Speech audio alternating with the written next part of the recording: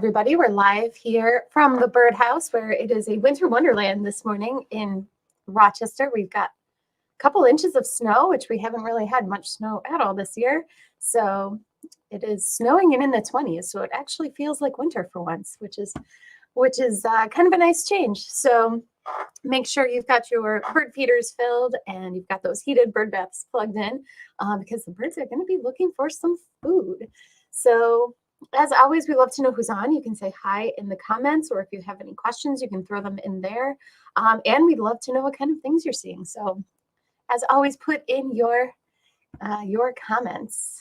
And today, talking about some of the birds people are seeing, or in some cases, like the snowy owl, not seeing this winter in the area. And so we always love to know what kind of things you guys are seeing. So throw those in the comments also.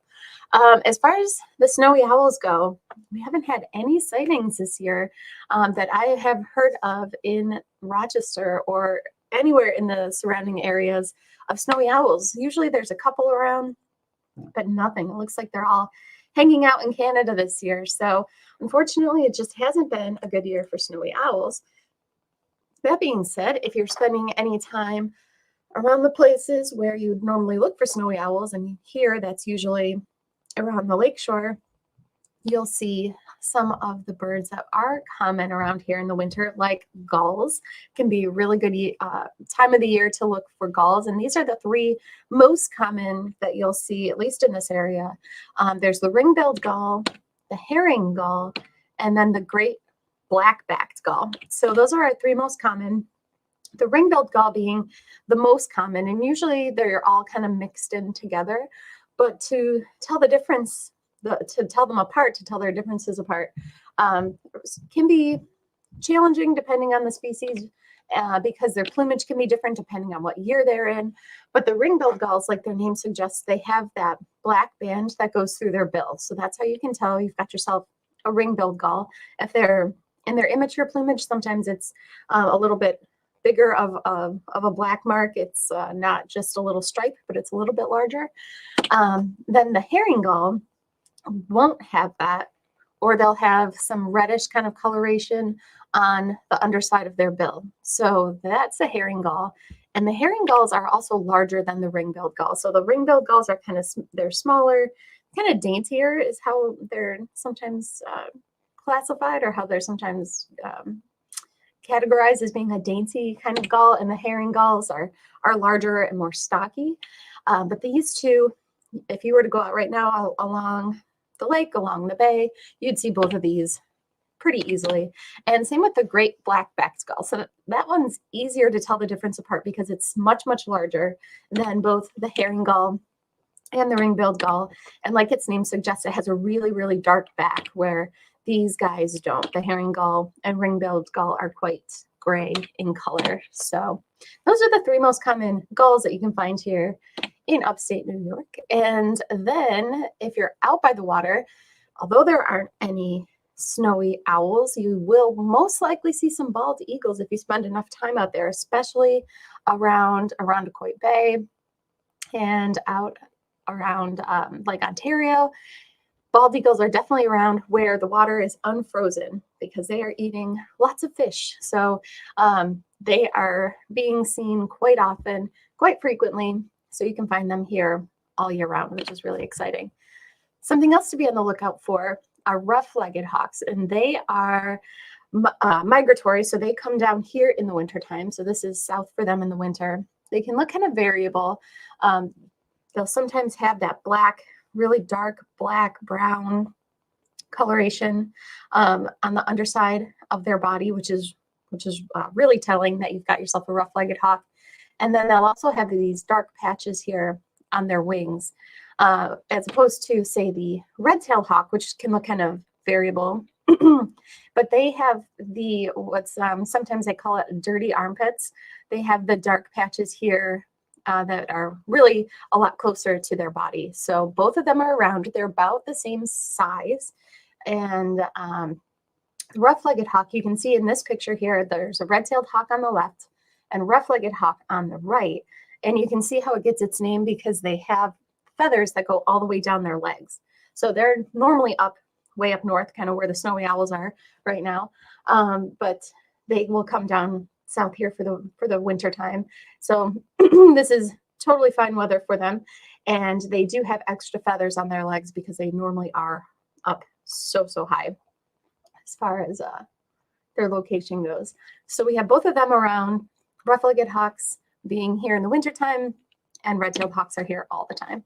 And something else to be on the lookout for is northern harrier, especially if you're going around any kind of fields. They like wide open spots. They used to be called marsh hawks because they're known as fly low over marshes as well. And the male and female look different. So the male is gray, and this is the male on the left. And then the female is brown in color, but they both have that really distinctive white patch on their rump. It's bright white rump patch they both have. So they're around here all year round, and quite a few of them have been seen. So keep an eye out for northern harrier. And as far as wrens go, we do have some different wrens that are here year round. We've got some that are migratory, and Carolina wrens are one that are here all year round. Some people are getting them at their feeders all winter. And the Carolina wren has a very distinctive stripe above its eye. They also sing and sing and sing. They are very chatty. People have been reporting them singing already, but as we get closer into spring, they'll definitely start singing more. They are kind of a reddish brown color, and they have what's called buffy underparts. So they're quite buffy in color, and they have the white eyebrow, a white throat, and their bill is long and thin. So Carolina wrens we have year round. They're becoming more common all year. House wrens are more common in the spring and summer. Really don't see many of them around here in the winter. They're small. They have a short tail. They have a thin bill, and they have a pale throat, and they're much more mottled. They've got dark barring on their wings and on their tail. That is the house wren. So these are the two species you're most likely to get in your wren house if you put wren houses out: Carolina wren and house wren. But in the winter, we have the winter wren, which is very small. It's very cute looking.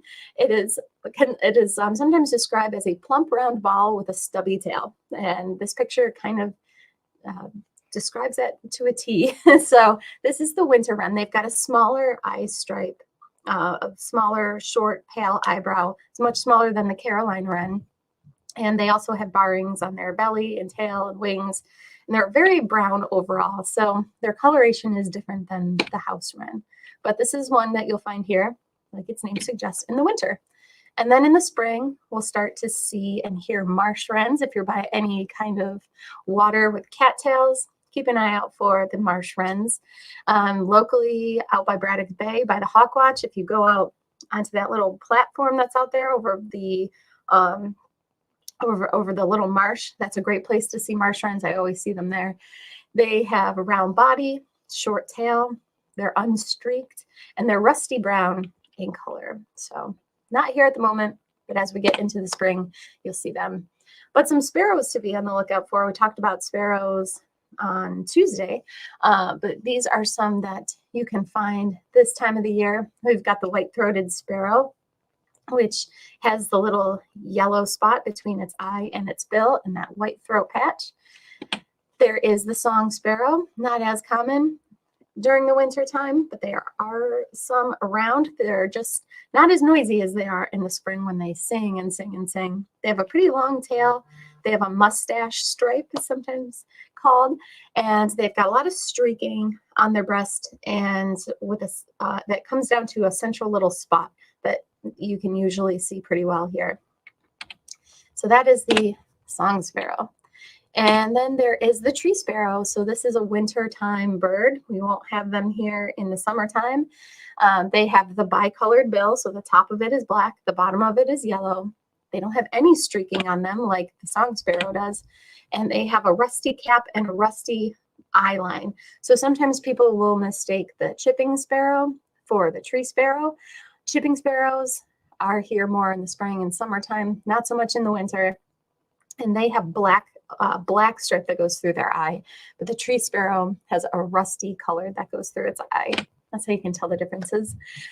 And swamp sparrows. So If you're out by the marshes and you see something kind of hopping around in the cattails, it's probably a swamp sparrow. They have a very grayish face and collar, rusty colored cap on the top of their head. They have a dark line that goes through their eye, and they have a yellow base on their bill. So then, of course, the dark-eyed junco. So this is a wintertime sparrow. They are in the sparrow family, and some people do get them in the spring.